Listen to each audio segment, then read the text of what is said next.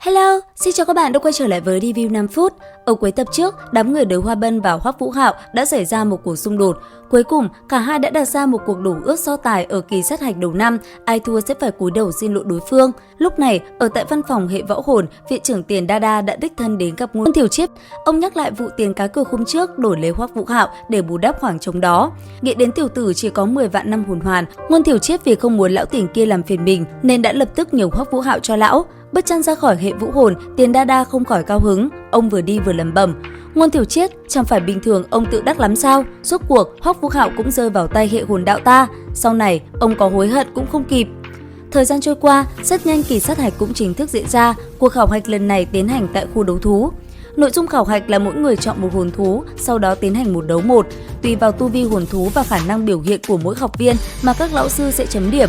Dĩ nhiên, ai không thông qua sẽ bị đào thải. Trước khi kỳ thi được diễn ra, Mộc Cận đã đến tìm Chu Y, hiển nhiên là bà vẫn cay vụ cá cược lần trước, làm vụt mất một khố hồn cốt.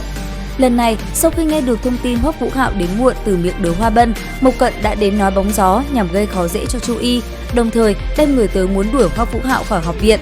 Đáng tiếc, Chu Y lập tức công bố thân phận đệ tử hạch tâm hệ hồn đạo của Hoắc Vũ Hạo, đồng thời bà cũng giải thích việc hắn về trễ là do chấp hành nhiệm vụ của hồn đạo hệ giao phó. Cũng đúng vào lúc này, Phạm Vũ bất ngờ xuất hiện ở lớp học của Hoắc Vũ Hạo. Ông đem đến huy hiệu hồn đạo sư cấp 2 sao cho hắn trước sự thất kinh của toàn bộ học viên. Không làm gì được tên nhóc này, Mộc Cận tức tối bỏ đi. Rất nhanh, kỳ sát hạch đã diễn ra, khu đấu thú của học viện Sử Lai Khắc lúc này vô cùng náo nhiệt. Phương Đông liếc mắt một cái, đã thấy Đới Hoa Bân đang đứng gần đấy. Như hiểu ý, Hoắc Vũ Hạo lập tức tiến lại gần vị huynh trưởng cùng cha khác mẹ của mình. Những đệ tử khác đều không biết lần đánh cược này của bọn họ, nhưng vẫn biết cả hai nhóm là đối thủ trong trận chung kết của kỳ sát hạch tân sinh. Nhất thời, hai người bọn họ lại trở thành tâm điểm của sự chú ý. Hoắc Vũ Hạo đi đến trước mặt đối phương, lạnh lùng nói: Đánh cuộc hôm qua của chúng ta, ngươi còn nhớ không? Hôm nay ta đến hỏi lại một lần nữa, ngươi có hối hận không? Đới Hoa Bân sửng sốt, thầm nghĩ chẳng nhẽ tên Hoắc Vũ Hạo này bị bệnh rồi sao, nhưng vẫn lạnh lùng đáp: Ta trước giờ chưa từng nuốt lời, hôm nay sát hạch, xét tổng điểm của hai bên, ai thua thì phải quỳ xuống xin lỗi đối phương. Hoắc Vũ Hạo gật đầu nói: Được, vậy phiền mọi người xung quanh làm chứng dùm chúng ta. Cuộc đối thoại của bọn họ đã khiến học sinh cả hai lớp ban 1 và ban 2 xôn xao một trận. Sắc mặt Đới Hoa Bân càng lúc càng khó coi, gã biết Hoắc Vũ Hạo cố ý làm lớn chuyện để tất cả học viên năm 2 đều biết chuyện này. Từ giờ, người nào thua thì sau này chắc chắn không thể ngẩng cao đầu được nữa. Mặc dù hắn không biết Hoắc Vũ Hạo dựa vào gì mà tự tin đến thế, nhưng hắn tin vào bản thân mình.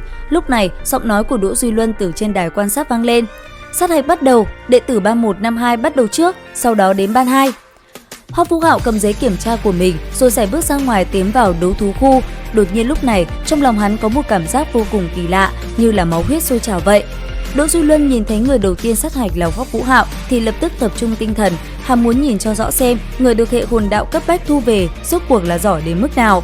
Cấp bậc hồn thú sẽ xếp theo đơn vị trăm năm, từ 100 năm đến 1000 năm. Hoắc Vũ Hạo bước lên một bước không do dự lựa chọn hồn thú 100 năm. Lão sư giám trận cứ tưởng mình nghe lầm, có thể đại diện cả lớp xuất trận đầu tiên, dĩ nhiên phải là người ưu tú, thế mà nó chỉ chọn hồn thú 100 năm, không phải quá kém sao? Lão sư giám trận giơ tay ra dấu, từ phía xa lập tức vang lên một tiếng tách, rồi một cơ quan đột nhiên mở ra, sau đó lại vang lên từng tiếng cái gì đó đang chạy đến như điên.